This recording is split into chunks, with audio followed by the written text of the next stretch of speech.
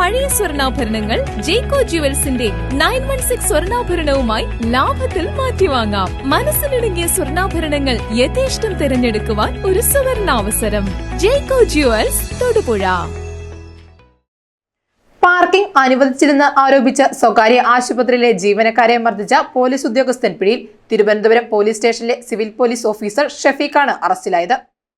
Parking അനുവദിച്ചില്ലെന്നാരോപിച്ച് നഗരത്തിലെ സ്വകാര്യ ആശുപത്രിയിലെ സുരക്ഷാ ജീവനക്കാരെ ആക്രമിച്ച പോലീസ് ഉദ്യോഗസ്ഥനെ മൂവാറ്റുപുഴ പോലീസ് അറസ്റ്റ് ചെയ്തു. ബുധനാഴ്ച രാവിലെ 9:30 മൂവാറ്റുപുഴ സബൈൻ ആശുപത്രിയിലായിരുന്നു പോലീസ് ഉദ്യോഗസ്ഥന്റെ ആക്രമണം.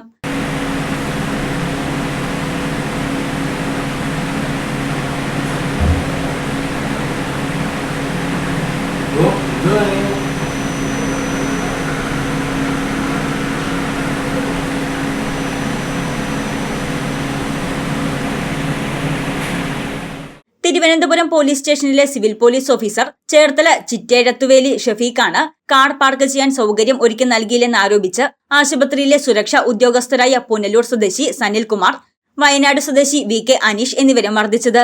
സംഭവത്തിൽ ആശുപത്രി അധികൃതർ നൽകിയ പരാതിയെ തുടർന്ന് പോലീസ് എത്തി ഷഫീഖിനെ അറസ്റ്റ് ചെയ്തു. കുഞ്ഞിന്റെ ചികിത്സയ്ക്കായാണ് ഷഫീഖ് ആശുപത്രിയിലെത്തിയത്. ആശുപത്രിയിലെ പ്രവേശന കവാടത്തിന് സമീപം തന്നെ കാർ പാർക്ക് ചെയ്യാൻ ശ്രമിച്ചപ്പോൾ സമീപത്തുള്ള മറ്റൊരു പാർക്കിംഗ് ഏരിയയിലേക്ക് വാഹനം മാറ്റണമെന്നാവശ്യപ്പെട്ടതോടെ പോലീസ് ഉദ്യോഗസ്ഥൻ ഭീഷണിപ്പെടുത്തുകയും മർദ്ദിക്കുകയുമായിരുന്നുവെന്ന് ആശുപത്രി ജീവനക്കാർ പറഞ്ഞു. 2 ആഴ്ച മുന്നേ ഇതേ കക്ഷി ഈ ഹോസ്പിറ്റലിൽ വന്ന് നൈറ്റ് ഡ്യൂട്ടി ഉണ്ടായിരുന്ന ഞങ്ങളുടെ ശംഭു എന്ന് പറയുന്ന ഗാർഡ്, അതവിടെ സൈലൻ്റായിട്ട് നിൽക്കുകയാണ്. ഇദ്ദേഹം വണ്ടി കൊണ്ടുവരുന്നു. സ്വാഭാവികമായിട്ടും ഇവിടെ പാർക്കിംഗ് ഇല്ല. പാർക്കിംഗ് ഇല്ലാതെ വന്നപ്പോഴേത്തിന് ശംഭുവിൻ്റെ അടുത്ത് ചോദിച്ചു, പാർക്കിംഗ് ഉണ്ടോ? ശംഭു പറഞ്ഞു, പാർക്കിംഗ് ഇല്ല ചേട്ടാ, നിങ്ങൾ താഴേക്ക് പോകും, അല്ലെങ്കിൽ അടുത്തടുത്തേക്ക് പോകാൻ പറഞ്ഞപ്പോൾ പുള്ളി പറഞ്ഞു എന്തുകൊണ്ട് പാർക്കിംഗ് ഇല്ല എന്ന് പറഞ്ഞ് അയാളോട് അനാവശ്യമായ രീതിയിൽ സംസാരിച്ച് അയാളെ ഇതുപോലെ ഇദ്ദേഹം കയ്യേറ്റം ചെയ്തു. ഇതേ രീതിക്ക് തന്നെ ഇങ്ങനെ ചെള്ളയ്ക്ക് തോണ്ടുക, പിടിച്ചു തള്ളുക.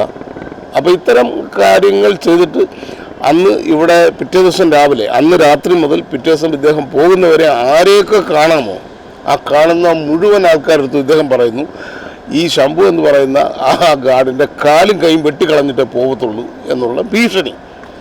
അപ്പോൾ നമ്മുടെ ഒരു സെക്യൂരിറ്റി ഗാർഡ് വേറെ രാജേഷ് എന്ന് പറഞ്ഞാൽ പുള്ളി എടുത്തിരുന്നു. പുള്ളി പറഞ്ഞൊരു കാര്യം ചേട്ടനങ്ങ് ചെയ്ത് കഴിഞ്ഞിട്ട് നമുക്ക് സംസാരിക്കാം, അല്ലാതെ പിന്നെ എന്താണ് ഞങ്ങൾ പറയുക? കാണുന്നവരത്തല്ലേ ഇദ്ദേഹം കാല് വെട്ടുന്ന ആളാണ്. ഞങ്ങളെന്താണ് ചെയ്യുക? ഞങ്ങൾക്ക് മാന്യമായിട്ട് ഡ്യൂട്ടി ചെയ്യണ്ടേ? നമ്മൾ പിന്നെ ഇന്ന് ഹോസ്പിറ്റലിൽ നിന്ന് വർക്ക് ഉണ്ടായിരുന്നു. അപ്പോൾ നമ്മൾ അപ്പുറത്തെ ഒരു സെക്യൂരിറ്റി, ഇപ്പുറത്തെ സെക്യൂരിറ്റി ഉണ്ടായിരുന്നു. അപ്പോൾ അയാൾ വൈഫിനും കൊണ്ട് വന്നതാണ്. വൈഫിനും കൊണ്ട് വന്ന് വണ്ടി കൊണ്ട് നേരെ വന്നു ചോദിച്ചു പാർക്കിംഗ് ഉണ്ടോ ചോദിച്ചു. നമ്മൾ പറഞ്ഞു പാർക്കിംഗ് ഇല്ല, പാർക്കിംഗ് എപ്പോൾ ഫുള്ളായിരുന്നു പറഞ്ഞു. പാർക്കിംഗ് ഫുള്ളായെന്ന് പറയുമ്പോൾ അയാൾ നേരെ വണ്ടി എടുത്ത് വന്ന് നമ്മുടെ വന്നിട്ട് തെറിയാണ് വിളിച്ചത്. തെറി വിളിച്ചു. മൂപ്പരെന്തെങ്കിലും വണ്ടി താഴെ കൊണ്ട് ഇറക്കി വന്ന് രണ്ടാമത് വീണ്ടും വന്നിട്ടാണ് എന്താക്കിയത്, കച്ചറ ഉണ്ടാക്കിയത്. നമ്മളെ കയ്യേറ്റം ചെയ്തു, നമ്മളെ പിടിച്ച് തള്ളുകയും ചെയ്തു. വേറെ സെക്യൂരിറ്റിയുടെ ബക്കറ്റ് തള്ളി, പിന്നെ നമ്മളെ വേളക്ക് പിടിച്ചാൽ വേഗോട്ട് തള്ളി. അങ്ങനെ സംഭവിച്ചത്. മൂപ്പരെങ്ങനെയാണ് പിന്നെ എന്താ ചെറിയ പ്രശ്നം, എന്താ പാർക്കിൻ്റെ കാര്യം മാത്രമേ ഉള്ളൂ, വേറെ പ്രശ്നമൊന്നും ഉണ്ടായിട്ടില്ല. ഇതിനു മുൻപും സമാനമായ വിധത്തിൽ പാർക്കിങ്ങിനെ ചൊല്ലി സുരക്ഷാ ജീവനക്കാരെ ഇയാൾ ആക്രമിച്ചിരുന്നതായി ആശുപത്രി managing director doctor Sabine Sivadas പറഞ്ഞു. ഒരു കുഞ്ഞിനെ കാണിക്കാൻ വേണ്ടി വന്ന ദമ്പതികൾ, ഈ കുഞ്ഞിൻ്റെ അച്ഛൻ കാർ പാർക്ക് ചെയ്യാൻ സ്ഥലമില്ല എന്ന് പറഞ്ഞ് സെക്യൂരിറ്റി പറഞ്ഞപ്പോൾ സെക്യൂരിറ്റി കാർ പാർക്ക് ചെയ്യാൻ സ്ഥലം കണ്ടുപിടിക്കുന്നതിനിടയിൽ തന്നെ വളരെ ക്ഷുഭിതനാവുകയും വളരെ മോശമായി രീതിയിൽ അസഭ്യം പറയുകയും പിന്നെ 2 സെക്യൂരിറ്റിക്കാരെ വളരെ സിവിയറായിട്ട് മർദ്ദിക്കുകയും ഉണ്ടായി. അപ്പോൾ തന്നെ അദ്ദേഹം PRO ഓഫീസിൽ ബന്ധപ്പെട്ടു സെക്യൂരിറ്റിക്കാർ. അപ്പോൾ അവർ പോലീസ് സ്റ്റേഷനിൽ വിളിച്ച് പറയുകയും 112 വിളിച്ച് പറയുകയും ചെയ്തു. വളരെ പെട്ടെന്ന് തന്നെ പോലീസ് വരികയും ഇദ്ദേഹത്തിനെ അറസ്റ്റ് ചെയ്യുകയും ഇവിടുന്ന് കൊണ്ടുപോയി കേസ് ചാർജ് ചെയ്തു. പിന്നെയാണ് അറിയാൻ കഴിഞ്ഞത് ഇദ്ദേഹം ഒരു പോലീസിലെ ഒരു ഉദ്യോഗസ്ഥനാണെന്നാണ് ഞാൻ അറിഞ്ഞത്. ഏതായാലും പോലീസുകാരെ നല്ല രീതിയിൽ ഇടപെട്ടു. എല്ലാ കാര്യങ്ങളും ഭംഗിയായി നമുക്കെല്ലാ പ്രൊട്ടക്ഷനും തന്നു. ഇവിടുത്തെ നമ്മൾ സ്റ്റാഫിനൊക്കെ ഇപ്പോൾ ഒരു ധൈര്യം വന്നിട്ടുണ്ട്. എന്നാലും പോലീസിന് ഞാൻ പ്രത്യേകം നന്ദി പറയുന്നുണ്ട് ഈ ഒരു അവസരത്തിൽ.